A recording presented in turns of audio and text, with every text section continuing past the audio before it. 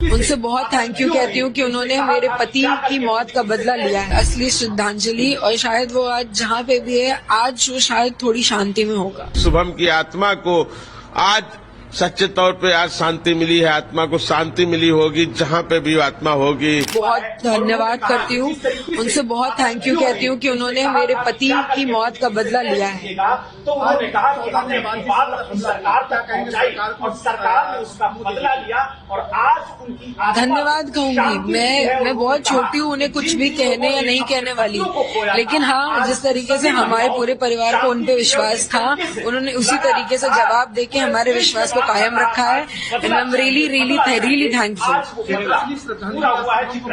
जिस तरह से आपसे आतंकी में बात बिल्कुल सर, असली श्रद्धांजलि, और शायद वो आज जहाँ पे भी है, आज वो शायद थोड़ी शांति में होगा। आज मैं रात 2 बजे से लगातार देख रहा हूँ और मैं सलाम करता हूँ अपने देश की सेना को और धन्यवाद अर्पित करता हूँ अपने देश के माननीय प्रधानमंत्री जी को, जिन्होंने देश की 140 करोड़ जनता के मन की बात को समझा, दिल के दर्द को समझा, उसके दर्द को समझा, उसके गुस्सा को समझा, और जिस तरह हमारी सशक्त सेनाओं ने अदम्य साहस और शौर्य के साथ पाकिस्तान में पल रहे आतंकवाद का विनाश करने का काम किया है, उसके लिए मैं सलाम करता हूं, मैं धन्यवाद अर्पित करता हूं हमारे देश की सरकार को। आज कहीं न कहीं जो शुभम की जिस तरह से शहादत पहलगाम, जी आज कहीं न कहीं शुभम को एक असली श्रद्धांजलि और एक कहा जाए शांति मिली। जी हाँ, बिल्कुल। आज हमारा परिवार जो इतने दिन से गम में था, आज हमारे परिवार ने रात के 2 बजे से कुछ हल्कापन महसूस किया है।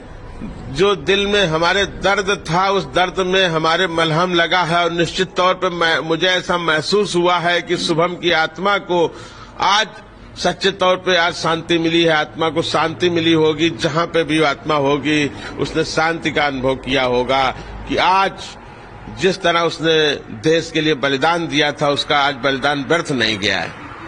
क्या कहना चाहेंगे सेना के लिए और सरकार? सेना के लिए तो मैं बारंबार सेना को मैं सलाम करता हूं, मैं धन्यवाद देता हूं हमारे देश के तीनों सशक्त सेनाओं के वीर जवानों को, जिन्होंने देश की रक्षा के लिए, देश की अस्मिता के लिए अपने धर्म का पालन करते हुए पाकिस्तान में बैठे हुए आतंकवादियों के आकाओं को विध्वंस करके विनाश कर दिया है उन राक्षसों का। मैं सेना को बारंबार सलाम करता हूं और मुझे उम्मीद है कि आने वाले समय में भी अगर किसी तरह की गलत हरकत पाकिस्तान ने करने की कोशिश की तो विध्वंस कर देंगे, विनाश कर देंगे उस आतंकवाद के आका को। मैं पहले दिन से सरकार से, माननीय देश के माननीय प्रधानमंत्री जी से मांग कर रहा था कि छोटी मोटी कार्रवाई से नहीं, मिलिट्री ऑपरेशन, सेना की कार्रवाई से ही इस तरह के राक्षसों का, इस तरह के दुष्टों का विनाश करके ही आतंकवाद पे काबू पाया जा सकता है। क्योंकि जिस भाषा को ये लोग समझते हैं, जिस भाषा में उनको जवाब देना चाहिए, आज उस भाषा में हमारे देश के प्रधानमंत्री जी ने जवाब दिया है, हमारे देश की सशक्त सेनाओं ने उनको जवाब दिया है। आज उन्होंने आतंकवाद के समूल नाश का शुरुआत कर दी है और निश्चित तौर पर मेरा मानना है कि अब आतंकवाद का समूल नाश ही करेंगे हमारे प्रधानमंत्री जी।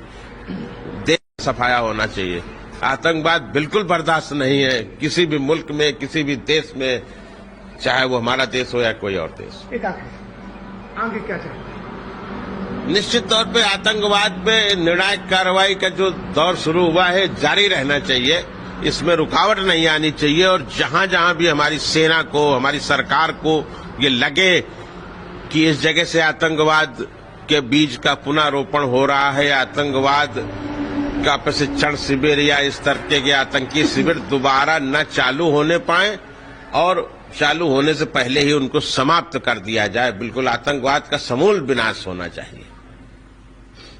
पूरे इस देश का 140 करोड़ देशवासी आज निश्चित तौर पर गर्व का अनुभव कर रहा है। आज उसकी पीड़ा में मलहम लगा है, आज उसके दर्द, उसके जख्मों में मलहम लगाने का काम किया है हमारे देश के माननीय प्रधानमंत्री जी ने, माननीय गृह मंत्री जी, माननीय रक्षा मंत्री जी। मैं सबको बारंबार धन्यवाद देता हूं और बारंबार अपने देश की सशक्त सेनाओं, सशक्त सैनिकों को सलाम करता हूं, उनके साहस के लिए, उनकी वीरता के लिए और उनके धर्म रक्षा के लिए, देश और राष्ट्र की रक्षा के लिए। Subscribe to One India and never miss an update.